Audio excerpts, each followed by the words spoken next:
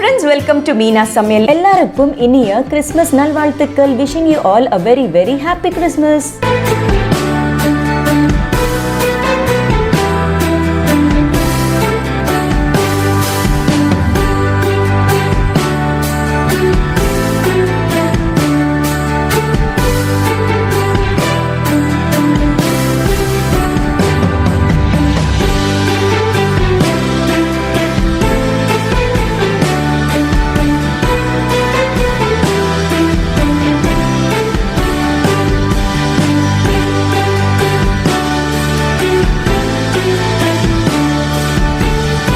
இன்னைக்கு நம்ம பார்க்க போகிறது ஒரு cake recipe, strawberry chocolate truffle cake எக்லெஸ்ஸுங்க.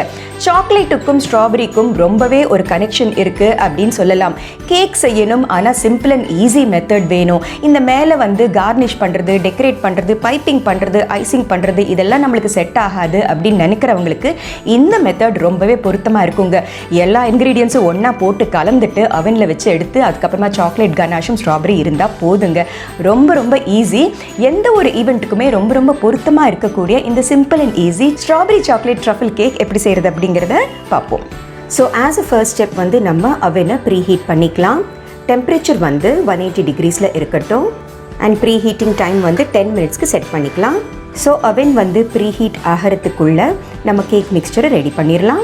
Strawberry chocolate truffle cake செய்ய தேவையான பொருட்கள்: ½ cup of fresh thick curds, ½ cup of cooking oil, 3/4 cup of பொடித்த சர்க்கரை, 1 cup of maida, ½ teaspoon of baking powder, 1/4 teaspoon of baking soda, 1 teaspoon of instant coffee powder which is absolutely optional. நீங்கள் வேண்டாம் அப்படின்னா நீங்கள் இந்த ஃப்ளேவர் வந்து avoid பண்ணிக்கலாம்.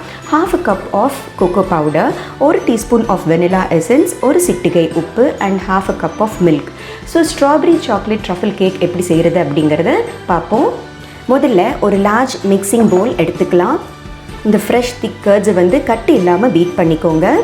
கூடவே குக்கிங் ஆயில் இது வந்து நல்லா இப்படி மிக்ஸ் பண்ணிக்கலாம். அடுத்து பவுடர்ட் சுகர் கொஞ்சம் கொஞ்சமாக சேர்த்துக்கலாம். ரொம்ப பீட் பண்ணி லைட் அண்ட் ஃப்ளஃபியாக வரணும் அப்படிங்கிற அவசியம் இல்லை. ரொம்ப சிம்பிள் அண்ட் ஈஸியான கேக் இது. இப்போ மீதமுள்ள இந்த பொடித்த சர்க்கரையை சேர்த்துக்கலாம். ஸோ நல்லபடியாக மிக்ஸ் ஆனதுக்கு அப்புறமா நம்ம இந்த ஆல் பர்பஸ் ஃப்ளார் அதாவது மைதாவை கொஞ்சம் கொஞ்சமாக சேர்த்துட்டு ஸ்டியர் பண்ணி விட்டுக்கலாம். மைதா சேர்த்த விருப்பம் இல்லாதவங்க இதே ரெசிபி வந்து கோதுமை மாவில் கூட செய்யலாம்.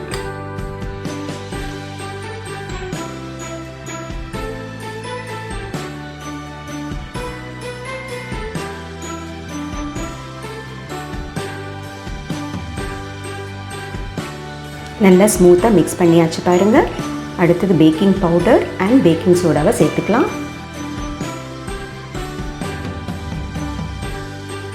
அடுத்தது instant coffee powder. Coffee flavour பிடிக்காதவங்க இந்த ஸ்டெப்பை வந்து அவாய்ட் பண்ணிக்கலாம். அண்ட் ஒரு சிட்டிகை உப்பு சொல்லியிருந்தேன். உப்பு இஸ் வெரி வெரி இம்பார்ட்டண்ட். கூடவே ஒரு teaspoon of vanilla essence and 1/2 cup பாலை சேர்த்துக்கலாம். காஃபி பவுடர் சேர்த்ததுனால நல்ல ஒரு பியூட்டிஃபுல் காஃபி கலர் வந்துட்டுருக்கு பாருங்கள். அண்ட் இந்த ஸ்டேஜில் கொஞ்சம் கொஞ்சமாக கோகோ பவுடர் சேர்த்துக்கலாம். இப்படியே எல்லா கோகோ பவுடரையும் நம்ம சேர்த்து நல்லபடியாக மிக்ஸ் பண்ணிக்கலாம். ஸோ லம்ஸ் இல்லாதபடி நல்லபடியாக ஸ்டியர் பண்ணிக்கணும். So our cake batter is ready. And இந்த மாதிரி ஒரு கேக் டின்னில் நான் ஏற்கனவே க்ரீஸ் பண்ணி ஒரு பட்டர் பேப்பரும் போட்டு ரெடியாக எடுத்து வச்சுருக்கேன். ஸோ இந்த கேக் மிக்சரை வந்து இந்த டின்னில் நம்ம ட்ரான்ஸ்ஃபர் பண்ணிடலாம். ஸோ கேக் மிக்சரை வந்து டின்னில் ட்ரான்ஸ்ஃபர் பண்ணியாச்சு. ஸோ இந்த மாதிரி டேப் பண்ணுறதுனால உள்ளே ஏதாவது ஏர் பாக்கெட்ஸ் இருந்தால் அது வந்து ரிலீஸ் ஆகிடும். Now this is ready to go to the oven. இப்போ நம்மளுடைய அவன் வந்து ப்ரீ ஹீட்டிங் முடிஞ்சாச்சு. கேர்ஃபுல்லாக இந்த கேக் டின்னை வந்து உள்ளே ப்ளேஸ் பண்ணிடலாம். இப்போ டெம்பரேச்சர் அப்படிங்கிறது வந்து 180 டிகிரிஸ் அப்படியே இருக்கட்டும். 35 to 40 மினிட்ஸ் செட் பண்ணிடலாம். ஸோ டைம் கூட செட் பண்ணியாச்சு. Let's wait for 35 to 40 minutes. Chocolate ganache செய்ய தேவையான பொருட்கள் 1 கப் ஆஃப் ஃப்ரெஷ் க்ரீம்க்கு வந்து 1.5 cup of cooking chocolate, 1 tablespoon of cooking butter, அதுக்கப்புறமா மேலே கார்னிஷிங்க்கு வந்து ஸ்ட்ராபெரிஸ் வந்து இவ்வளோ தான் அப்படிங்கிற ஒரு கணக்கு இல்லைங்க. உங்களுக்கு எவ்வளோ பிடிக்குதோ அத்தனையும் போட்டுக்கலாம். ஸோ இப்போது கனாஷ் எப்படி செய்கிறது அப்படிங்கிறத பார்ப்போம். ஃப்ரெஷ் க்ரீமை வந்து நான் ஆல்ரெடி இந்த மாதிரி ஒரு சாஸ் பேனுக்கு ஷிஃப்ட் பண்ணி வச்சுருக்கேன். நல்ல பாய்லிங் பாயிண்ட் வர வரைக்கும் கொதிக்க விடலாம். ஃப்ளேம் வந்து மாட்ரேட்லேயே இருக்கட்டும்.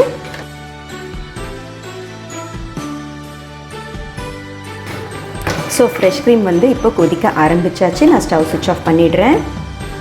அடுத்து க்ரீம் வந்து நல்ல சூடாக இருக்கும்போதே நம்ம இந்த குக்கிங் சாக்லேட்டை இதில் சேர்த்துக்கலாம். க்ரீம் சூடாக இருக்கிறதுனால சாக்லேட் வந்து சீக்கிரமாகவே கரைஞ்சிடும். ஸ்டவ் சுவிட்ச் ஆஃப் பண்ணதுக்கு அப்புறமா சாக்லேட் சங்க்ஸை சேர்க்குறது எப்போவுமே சேஃபுங்க, இல்லைன்னா அடி பிடிக்க நிறைய வாய்ப்புண்டு. பாருங்க, ஆல்மோஸ்ட் கரைஞ்சாச்சு. நம்ம கனாஷ் வந்து நல்ல கிளாஸியாக வரதுக்காக நம்ம இந்த பட்டரை சேர்த்துக்கலாம். நல்ல ஒரு ஷைன் கொடுக்கும்.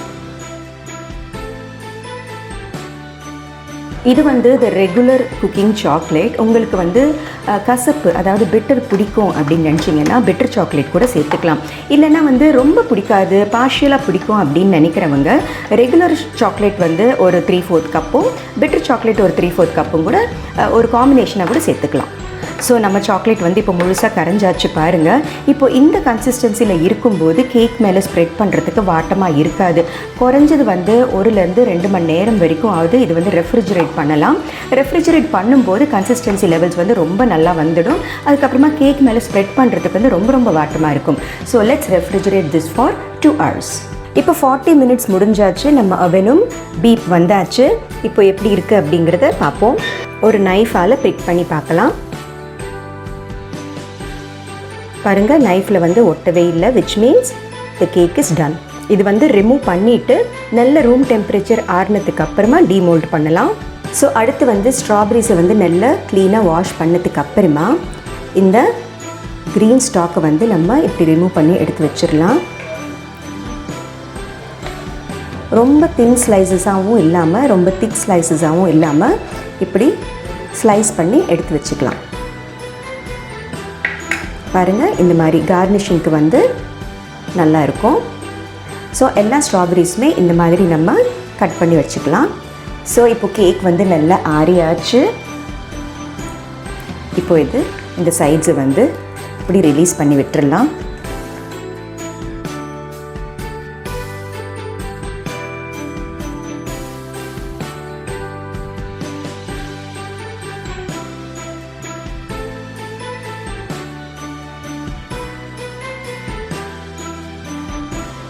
ரொம்ப கேர்ஃபுல்லாக இந்த பேப்பரை வந்து ரிமூவ் பண்ணிடலாம்.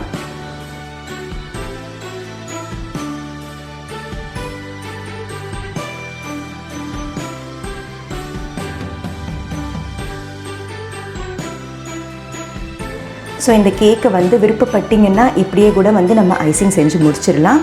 இல்லைன்னா வந்து ஹாரிசான்டலாக வந்து ஒரு செக்மெண்ட்டாகவும் கட் பண்ணிக்கலாம். இப்போ நான் வந்து ஒரு செக்மெண்ட்டை நான் கட் பண்ணிடுறேன்.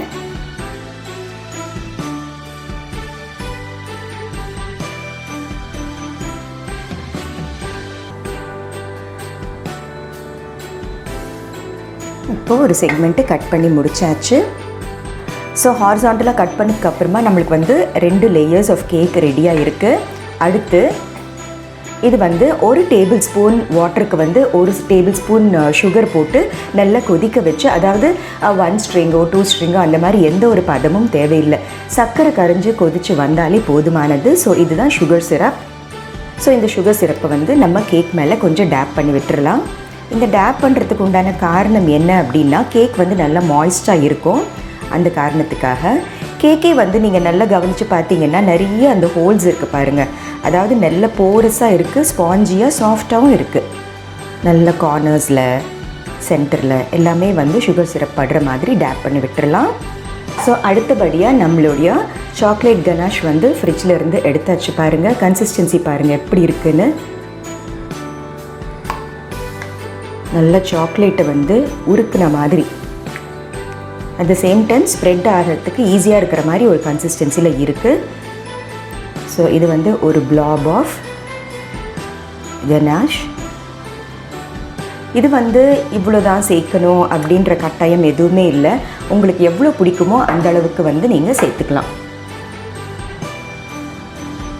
நல்லா ஸ்ப்ரெட் பண்ணுறதுக்கு வாட்டமாக இருக்குது பாருங்கள்.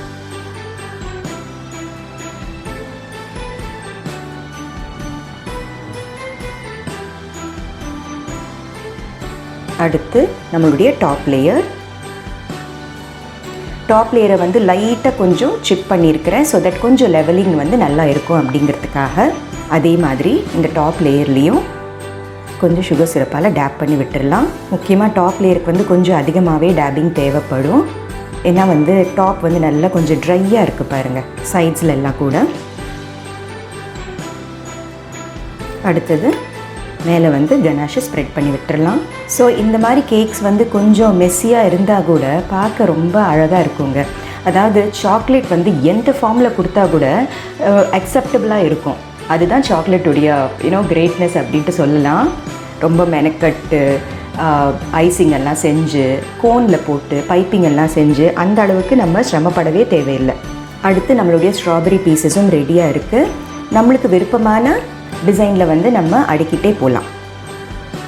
நான் லைட்டாக ஓவர்லாப் பண்ணிகிட்ருக்கேன். பக்கத்தில் கூட வச்சுக்கிட்டே போகலாம்.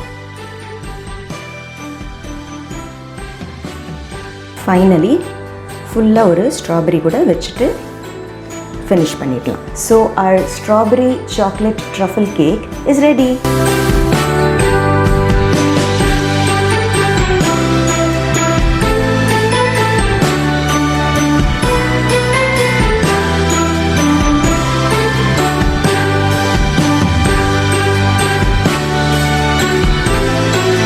ஸோ இந்த ஸ்ட்ராபெரி சாக்லேட் ட்ரஃபிள் கேக் எப்படி செய்கிறது அப்படிங்கிறத பார்த்தீங்க இல்லையா? ரொம்ப ஈஸியாக இருந்தது, ரொம்ப டேஸ்டியாகவும் இருந்ததுங்க. ஸோ கண்டிப்பாக இந்த ரெசிபியை நீங்களும் ட்ரை பண்ணி பாருங்கள். ஸோ மீனா சமையலை பாருங்கள், லைக் ஷேர் சப்ஸ்கிரைப் பண்ணுங்கள். பாய்.